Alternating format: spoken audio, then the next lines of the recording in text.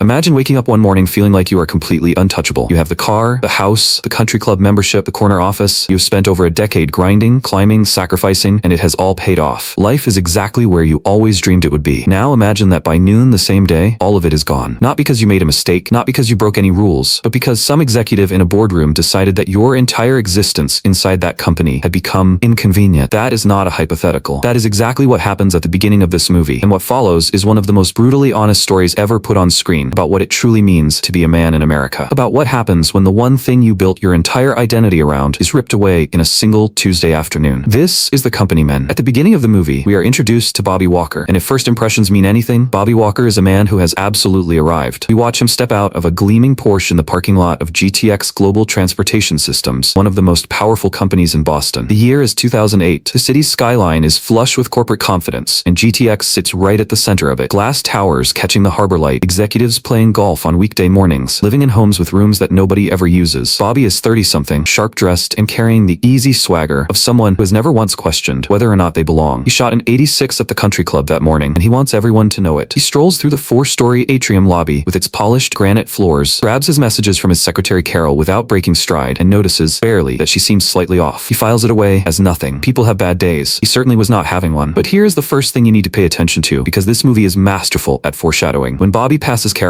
she already knows something he does not. The whole building already knows, and Bobby Walker, the man who believed he had a read on every situation, is the last person in the room to feel the floor shifting beneath him. He pushes through the glass doors and walks into a conference room, still talking about his front nine, and stops cold. 8 of his colleagues are seated around the table in complete silence. No laptops open, no coffee being poured, no small talk. Just 8 faces staring at him, and through the glass walls, more people standing in the hallway, watching. Something has already happened in that room. Bobby just walked into the aftermath. Sally Wilcox, the senior executive who runs these moments with surgical precision, sits across from him with a man from legal. She delivers the news in the language that corporations use when they want to make devastating things sound like administrative housekeeping. The company is consolidating divisions. Redundancies have been identified in areas of overlap. After 12 years of service, Bobby is entitled to 12 weeks of full pay and benefits. They call it a generous severance package. They offer him outplacement services. Bobby repeats the word back to her, fired. The way you repeat something that is obviously a mistake, a misunderstanding, something someone will immediately correct and laugh about. Wilcox does not laugh. And just like that, without warning, without ceremony, the floor that Bobby Walker had been standing on for 12 years simply disappears. Now, this is where the movie begins, showing us something really uncomfortable, because Bobby's first reaction is not grief. It is not humility. It is rage disguised as dignity. He tells Wilcox exactly what she can do with her outplacement services. He marches to find Gene McClary, the company's co-founder, who had been something of a mentor to him, only to discover Gene is in Chicago, completely unreachable. Bobby returns to his office and finds 3 brand new cardboard boxes already sitting on his desk, as if the company had scheduled his exit before he even sat down in that conference room. Phil Woodward, a colleague in his 50s, who is still employed for now, appears in the doorway, sees the boxes, and understands everything without a single word being exchanged. He asks what Bobby got. 12 weeks. Phil nods and vanishes back down the hallway. What is fascinating about this moment is that Phil is still inside the machine, still safe, or so he thinks. And so he keeps his head down and disappears. Because that is what survivors do in moments like this. They make themselves invisible and pray the next round of cuts does not have their name on it. Bobby clears out his office, crosses the lobby for the last time, walks into a parking lot where dozens of his former colleagues are loading their entire professional lives into car trunks. He nods as he passes them. He gets in the Porsche. He drives away. But here's the thing. He does not tell his wife. He comes home and starts grilling chicken on the backyard barbecue with his dress tie still on, as if it were any ordinary Tuesday afternoon. His wife Maggie finds him standing there in the smoke, and he finally tells her the truth. And Maggie, who loves him fiercely and is not about to pretend that what just happened is okay, does not comfort him gently. She goes after GTX with everything she has. She tells him to forget the company, forget Gene McClary, and every promise that man ever made him. Bobby smiles at her fury. It is easier to absorb her anger than to sit inside his own. And the two of them just stand there on the patio while the chicken burns and their daughter watches silently from the doorway. Meanwhile, Gene McClary flies back from Chicago the next morning to find a voicemail from Bobby so scorched with emotion that his assistant refuses to repeat it out loud. Gene arranges lunch. He meets Bobby at the Oyster House and finds him barely keeping himself together at a corner booth. Gene explains the board pressure, the falling stock price, the threat of a hostile takeover. He slides Bobby a handwritten list of contacts at major aerospace companies, Lockheed, Raytheon, and treats it like a peace offering. Bobby takes the list without gratitude. He stands before his food arrives, and he tells Gene, calmly, with absolute clarity, not to bother reassigning his accounts, because he is going to steal every single one of them back the moment he lands a job with a competitor. That is still the old Bobby talking, the one who has not realized yet that his identity and his title were the same thing, and now one of them is gone. We are then introduced to the outplacement center, and this might be the most painfully honest scene in the entire film. Bobby walks in, wearing a full Barney's suit with a silk tie, looking like a man who took a wrong turn and ended up in the wrong zip code. A woman named Joanna Lorna runs group sessions where recently fired executives sit in a circle and are encouraged to chant motivational affirmations together and perform what Bobby can only describe as business aerobics. The philosophy is that endings lead to fear, fear leads to change, and change leads to success. Bobby sits in his chair and stares at the room like a man watching a species he does not belong to. He cannot do it. He will not do it. Yesterday, he managed an entire sales division. Today, he is being asked to chant in a circle with strangers. But sitting beside him is a man named Danny Mills, former aerospace engineer, 22 years at Hughes Aircraft, 4 months into his stay at this outplacement center. Danny watches Bobby arrive in his full executive costume with the quiet, knowing expression of a veteran watching a new recruit report for duty. When Bobby says it should only take him a few days to find something, Danny nods, says he completely understands. He has heard that before. Back at GTX, Phil Woodward works late into the night on an emptied sales floor. The cubicles around him are dark, the chairs are bare. The people who used to fill this space are gone, and they are never coming back. Phil is the last light on in a shadowed corporate wasteland. He stands in his doorway and looks down the long row of empty desks, and something in his expression tells you that no matter how hard he works, no matter how long he stays, he already knows how this ends. He is right. Weeks pass. Bobby works through Gene's contact list from a cubicle 2 feet wide, crossing out names one by one. Headhunters in Milwaukee who never call back. Contacts in San Francisco who are permanently unavailable. An HR director in Boston interviews him between bites of a salad and offers him a regional sales role in Arkansas for $65,000 a year. Bobby informs her, with barely contained disbelief, that he is a highly qualified candidate for vice president of marketing. She stares at him. He looks at her Diet Coke, tells her it is not helping, and walks out. Another name crossed off the list. At home, the financial reality is beginning to spread across the kitchen table like a slow flood. Porsche payments, credit card statements, unpaid country club dues, a mortgage that is quietly resetting. Maggie wants to sell the house. Bobby refuses. He will not cancel the golf membership. Appearances matter. He cannot let anyone see that he is struggling, because in his mind, looking successful is the same as being successful, and if he can just hold the image together long enough, reality will catch up to it. He is wrong, and his 10-year-old daughter is the one who exposes it. At Thanksgiving dinner with his family in Framingham, after the usual rounds of conversation and his brother-in-law Jack's predictable remarks about the economy, Bobby's daughter Carson bows her head to say grace. She thanks God for the food. She thanks God for everyone being together. And then she adds one quiet sentence that silences the entire table. She asks God to please help her dad find a job so he will not be unhappy all the time. You could hear the whole room hold its breath. Bobby stares at his plate. His father stares at Bobby. Jack stares at the wall. In one sentence, spoken by a child who simply told the truth, every month of carefully maintained performance is completely undone. The armor he has been wearing every single day, the confidence, the composure, the refusal to admit that anything is wrong, shatters at a Thanksgiving dinner in his parents' house. Shortly after, the country club removes him from the course. Dues unpaid since October. Bobby goes straight to the hospital where Maggie works, confronts her at the nursing station. She pulls him into the hallway, and for the first time since this whole thing started, she does not comfort him. She holds the mirror up. She tells him he is wandering around, detailing a Porsche and playing golf while they are weeks away from losing the house. Bobby says he cannot be seen as just another guy with a resume, that he has to maintain the image of success. Maggie looks him in the eye and says something that lands like a blade. You are just another guy with a resume. She did not mean it as an attack, but it lands exactly like one. That night, Bobby is in the garage at 2 in the morning. He is polishing the Porsche under the overhead light, every inch of it, careful and slow and methodical, because that is what you do with something you love that you know you are about to lose. The next afternoon, Maggie sells it. Bobby stands at the curb and watches it signal at the stop sign and disappear down the street. A for sale sign goes into the frozen front lawn. Phil Woodward is at the GTX Christmas party when Sally Wilcox finds him. He is standing in the crowd with a drink in his hand, trying very hard to look like a man who is not afraid. She asks him to step outside. 30 years of service, 3 entire decades of his life, end in one sentence at a company party while the music plays inside. Phil goes down to the lobby and sits with his box. When Gene McClary steps off the elevator carrying nothing, Phil looks up. You two? Gene nods. They sit together in the lobby in silence. Then they walk out into the cold. But here's where Phil's story becomes genuinely devastating, because Phil cannot bring himself to tell his wife Lorna. She has been struggling, drinking more, sleeping through afternoons. He does not think she can carry this. So every morning, Phil picks up his briefcase, now empty, and leaves the house at his regular time, as if he still has somewhere to be. He sits in bars during the day with a newspaper he cannot focus on. He comes home at 6 in the evening, so the neighbors will not see him arriving in the middle of the afternoon. This man survived Vietnam. He worked shipyard assembly with his hands. He ran sales teams for 30 years and moved his family every time the company asked him to. And now he is carrying an empty briefcase through the morning cold, because being perceived as a failure feels worse than anything the war ever put in front of him. He sees a help wanted sign in the window of a Papa Gino's pizza restaurant. He goes inside. The manager comes from the back, looks him up and down, and tells him straight, delivery driver, nights only, minimum wage. Most of the other drivers are in high school. Phil says he has no violations and excellent references. The manager tells him he does not really want this job. Phil walks back to his car. Late one night, Gene receives a call from Lorna. He drives out to a dark road near the old GTX building and finds Phil alone on an embankment, drunk, hurling rocks toward the glass towers below. The rocks cannot reach. They skitter harmlessly across the empty parking lot. Phil throws another one, grunts, calls them every name he's been holding inside for months. Gene stands beside him and watches one more rock sail out into the darkness and fall short. Then Phil stops, just stands there with his chest chest heaving, and in the silence, he says something that hits harder than any of the rocks he has been throwing. He says the world did not stop. The newspaper still came every morning. The automatic sprinklers still run at 6 o'clock. The neighbor still washes his car every Sunday. His entire life collapsed, and nobody noticed. Bobby swallows his pride and drives to Roxbury. He finds his brother-in-law Jack unloading gear outside a gutted old house. Jack is a carpenter, a man Bobby has spent years quietly looking down on. Bobby parks the car, walks over, stops a few yards away. 4 words. "I need a job, Jack." Jack looks at him for a long moment, says nothing, goes back to his truck. Bobby's first week is brutal. 4x8 plywood sheets carried up 3 flights of stairs, one at a time, edges cutting into his palms, arms burning by the second trip, knocking into door frames on every landing while Jack calls down to keep them coming and to grab 2 next time. That night, Bobby collapses onto his bed, fully clothed, face chapped raw, hands wrecked with blisters and splinters. He tells Maggie someone should just shoot him and end it. She comes out with antiseptic, looks at his hands, looks at his face, and tells him he can go back tomorrow. He goes back. Phil Woodward does not make it to spring. His daughter Sarah mentions quietly one evening that the school still has not received the check for her Italy trip. Phil tells her there must have been a mix-up. He will sort it in the morning. She kisses his cheek and goes upstairs. Phil turns off the kitchen tap, takes the trash out to the garage, and does not come back. The funeral is held on a hillside overlooking the Charles River. Lorna and Sarah at the front. Bobby and Maggie standing directly behind them. Jean and the remaining cast of the old world lined up behind that. The trees are just beginning to open over the grave. Phil Woodward worked shipyard assembly at 20 years old, carried a rifle through Vietnam, ran sales teams across 3 decades, moved his family when the company asked, and stayed late when the company needed him. And a woman named Sally Wilcox found him at a Christmas party and ended all of it in a single sentence. They were standing on that hillside in the spring because nobody caught him in time. Gene confronts CEO Salinger outside the new GTX building a few mornings later. He tells him they built something together, not just the 2 of them, but all of them. Every person who gave that company their years and their trust. Salinger tells him employees received a paycheck every week. Medical, disability. This is a business, not a charity. Gene tells him the people on that list lost their homes, their marriages, and the respect of their children. Salinger tells him the company sold for $39 billion and his personal shares are worth $600 million. He says it without apology and walks into the building. Gene stands alone on the pavement, and he says quietly, almost to himself, that they never actually worked for the shareholders. They worked for themselves. They grew comfortable while the people who trusted them got crushed. They deserve better than that. But Salinger's already gone. Gene opens McClary Maritime Associates in a brick warehouse downtown. Old GTX furniture, his maritime models on the shelves, his former secretary Karen beside him. No associates yet, but the name sounds better with them. He is pulling together investors to bid on the Gloucester shipyards and betting that building real things with skilled hands still means something in this country. Bobby takes the Chicago VP offer, $80,000 a year, half of what he used to earn. Coach ticket, Motel 6. At 4:30 in the morning, too wired to sleep, he stands in the motel bathroom in front of the mirror, and he says the words he once refused to say in that circle of unemployed executives. He says them alone, in a budget motel, and this time he means every single one of them. He comes home to his parents' house in Framingham on a weekday afternoon and finds his son Drew shooting hoops alone in the backyard on cracked asphalt under a rusted old rim. Bobby stops, watches his son pull up for a jumper, and knock it through. He drops his tools, he claps for the ball. Drew looks up, surprised. Bobby claps again. Drew passes it. Bobby drives at him, knocks him sideways onto the asphalt, and takes the layup. Drew stands up on his own, does not take the hand Bobby offers, sets himself ready. They play until the light is completely gone. A father and a son in an alley with no audience and nothing at stake except everything that actually matters. And when Drew fakes left, goes right hard, and scores over Bobby and grins, Bobby grabs the ball and grins right back. 12 years at that company. 12 weeks of severance. A house sold at a loss. A Porsche driven away and never seen again. A childhood bedroom. Hands full of calluses. And a son who stood up on his own without asking for help. That right there. That is the thing. The thing that never showed up in a quarterly report. The thing that no paycheck was ever large enough to include. Now I want to hear from you. What moment in this story hit you the absolute hardest? Was it Carson's prayer at the Thanksgiving table? Was it Phil on that embankment throwing rocks that could not reach? Was it Bobby standing at the curb watching the Porsche disappear? Drop your answer in the comments right now, because if you stay quiet after watching a story like this, I genuinely do not know what it is going to take to get you to speak up. And if you are not subscribed yet, honestly, what are you doing? Every single week we bring you stories exactly like this one. Stories about people, about pressure, about what breaks us and what builds us back. You would hate yourself for missing the next one. Hit subscribe right now. We will be here waiting for you.